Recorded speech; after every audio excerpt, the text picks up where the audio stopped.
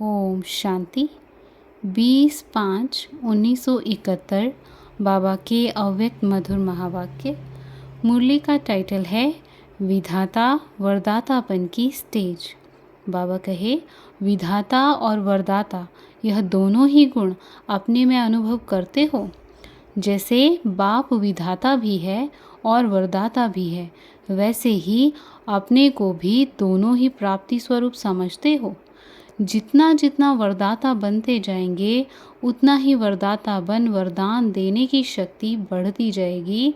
तो दोनों ही अनुभव होते हैं, वह अभी सिर्फ विधाता का पाठ है, अंत में वरदाता का पाठ होगा। क्या समझती हो? कोई ने कहा दोनों पाठ अभी चल रहे हैं, कोई ने कहा अभी एक पाठ चल रहा है। बाबा कहे, वरदान किन आत्माओं को देते हो और वरदाता किसके लिए बनते हो? एक होता है नॉलेज को देना, दूसरा है वरदान रूप में लेना। तो विधाता हो या वरदाता हो, किन्हों को वरदान देती हो? विधाता अर्थात ज्ञान देने वाले तो बनते ही हो, लेकिन कहाँ विधाता के साथ साथ वरदाता भी बनना पड़ता है। वह कब? जब कोई ऐसी आत्मा हिम्मतहीन, निर्बल लेकिन इच्छुक होती है, चाहना होती है कि हम कुछ प्राप्ति करें। ऐसी आत्माओं के लिए ज्ञानदाता बनने के साथ साथ आप विशेष रूप से उस आत्मा को बल देने के लिए शुभ भावना रखते हो व शुभ चिंतक बनते हो। तो विधाता के साथ साथ वरदाता भी बनते हो। एक्स्ट्रा बल अपनी तरफ से उनको वरदान के रूप में देते हो। तो वरदान भी देना होता है और दाता भी बनना होता है, इसलिए दोनों ही हो। यह अनुभव कब किया है? भक्ति मार्ग में साक्षात्कार द्वारा वरदान प्राप्त होता है, क्योंकि वह आत्माएं इतनी निर्बल होती हैं जो ज्ञान धारण नहीं कर सकती, स्वयं पुरुषार्थी नहीं बन सकती, इसलिए वरदान की इच्छा रखती हैं और वरदान रूप में उनको कुछ न कुछ प्राप्ति होती है। इस रीति जो कमज़ोर आत्माएं आपके सामने आती हैं, जिन आत्माओं की इच्छा को देखकर तरस की, रहम की भावना आती है, रहम दिल बन अपनी सभी शक्ति की मदद दे उनको ऊंचा उठाना, यह है वरदान का रूप। अभी बताओ कि दोनों ही हो या एक? कोई आत्माओं के प्रति आप लोगों को विशेष प्रोग्राम भी रखने पड़ते हैं, क्योंकि अपनी शक्ति से वह धारण नहीं कर पाते हैं।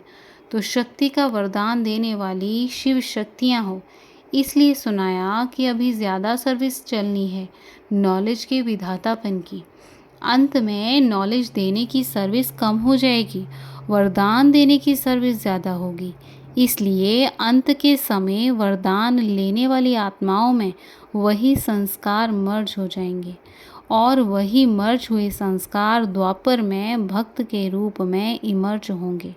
तो अभी नॉलेज अर्थात ज्ञान के दाता की सर्विस है, फिर वरदाता की होगी। समझा? फिर इतना समय ही नहीं होगा, ना आत्मा में शक्ति होगी, इसलिए वरदाता बन वरदान देने की सर्विस होगी। अभी यह सर्विस कम करते हो, फिर ज़्यादा करनी होगी। अभी वारिस बनाने की सर्विस है, फिर होगी सिर्फ प्रजा बनाने की सर्विस। परंतु थोड़े समय में इतनी प्रजा बनाने के लिए वरदाता मूर्त बनने के लिए मुख्य क्या टेंशन रखना पड़े? वरदाता मूर्त बन थोड़े समय में अनेक आत्माओं को वरदान दे सकें, उसके लिए क्या करना पड़े? वरदाता बनने के लिए मुख्य पुरुषार्थ यही करना पड़े।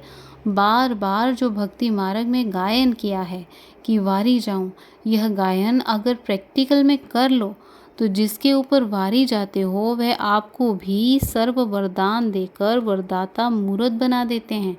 तो हर समय, हर कर्म में, हर संकल्प में यह सोचो कि वारी जाऊं का जो वचन दिया था वह पालन कर रही हूँ। तो बाप वरदाता मूर्त है ना, आप सभी भी बाप समान वरदाता मूर्त बन जाते हो। तो इतनी चेकिंग करते हो, एक संकल्प भी किसके प्रति ना हो, जो भी संकल्प उठता है उसमें बाप के प्रति कुर्बान का, वारी जाने का रहस्य भरा हुआ हो। ऐसी चेकिंग करते रहो तो फिर माया सामना करने का साहस रख सकेगी। सामना करने का साहस नहीं रखेगी, लेकिन बार बार नमस्कार कर विदाई लेगी। समझा? तो ऐसा बनने के लिए इतनी चेकिंग चाहिए। और दूसरी बात, वरदानी मूर्त बनने के लिए सर्व शक्तियों को अपने में देखना चाहिए कि इतना स्टॉक जमा किया है जो दूसरे को दे सकूं।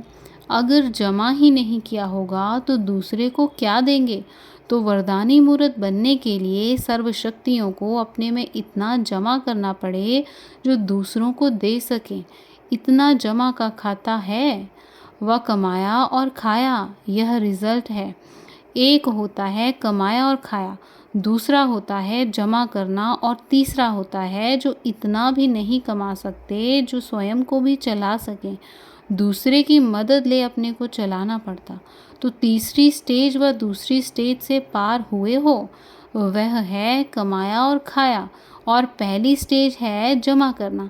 तो रोज अपना बैंक बैलेंस देखते हो, बहुत भिखारी भीख मांगने के लिए आएंगे, तो इतना ही जमा करना पड़े जो सभी को दे सको। जमा करना सीखे हो, कितना जमा किया है, खाते से तो पता लग जाता है ना। अपना खाता देखा है? कई ऐसे भी होते हैं जो निकाल कर खाते हैं, मालूम नहीं पड़ता है। फिर जब अचानक खाता देखते हैं तो समझते हैं कि यह क्या हो गया। ऐसे तो यहाँ होंगे ही नहीं। अच्छा, जमा किए हुए खाते वाले का विशेष गुण व कर्तव्य क्या दिखाई देगा?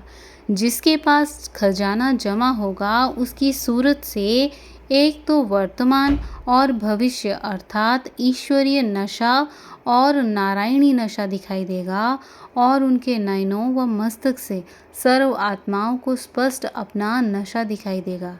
यह जमा होने वाले की निशानी दिखाई देगी। उनकी सूरत ही सर्विसेबल होगी, सूरत ही सर्विस करती रहेगी। जिसके पास जास्ती अथवा कम जमा होता है तो वह भी उनकी सूरत से दिखाई देता है। तो जमा किए हुए की सूरत व मूरत से ही मालूम पड़ जाता है।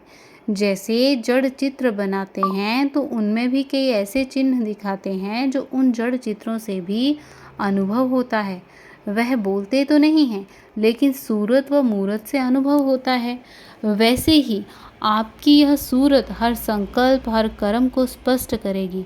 तो अपने आप को ऐसा चेक करो कि मेरी सूरत से कोई भी आत्मा को नशा व निशाना दिखाई देता है।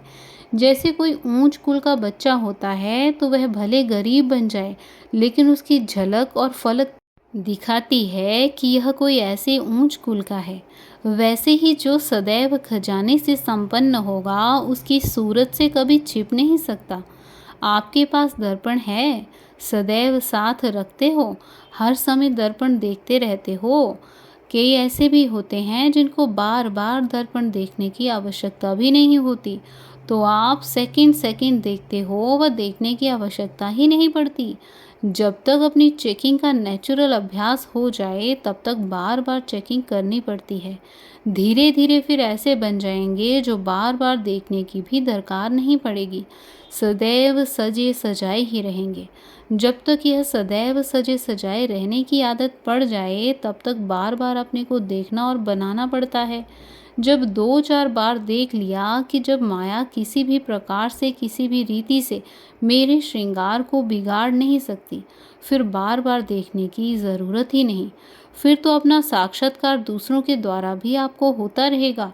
दूसरे स्वयं वर्णन करेंगे, गुणगान करेंगे। अच्छा, सभी विजयी रत्न हो ना?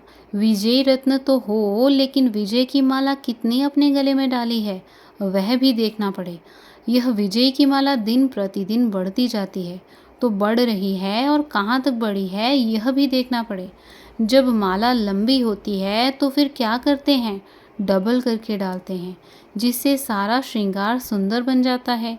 तो इतनी बड़ी माला अपने गले में डाली है, यह भी चेक करो कि आज के दिन मेरे विजय की माला में कितने विजय रत्न बढ़े। अच्छा, दृष्टि से सृष्टि बदलती है, यह भी अभी कहावत है। कैसी भी तमोगुणी व रजोगुणी आत्माएं आएं, लेकिन आपकी सतोगुणी दृष्टि से उनकी सृष्टि, उनकी स्थिति बदल जाए, उनकी वृत्ति बदल जाए। आगे चलकर यह अनुभव बहुत आत्माएं करेंगी। जैसे यादगार दिखाया हुआ है कि तीनों लोकों का साक्षात्कार कराया, यह भी अभी का गायन है। आप लोगों के सामने आने से दृष्टि द्वारा उन्हों को 3 लोग तो क्या, अपनी पूरी जीवन कहानी का मालूम पड़ जाए। जैसे शुरू में स्थापना के समय ज्ञान की सर्विस इतनी नहीं थी, नज़र से निहाल करते थे, तो अंत में भी ज्ञान की सर्विस करने का मौका नहीं मिलेगा। जो आदि हुआ है वही अंत में आप लोगों द्वारा चलना है। जैसे वृक्ष का पहले बीज प्रत्यक्ष रूप में होता है, बीच में वह बीज मर्ज हो जाता है, फिर अंत में वही बीज प्रत्यक्ष रूप में दिखाई देता है। तो आप आदि आत्माओं में भी जो पहला फाउंडेशन पड़ा हुआ है वही सर्विस अंत में भी होनी है। अच्छा, ओम शांति, ओम शांति।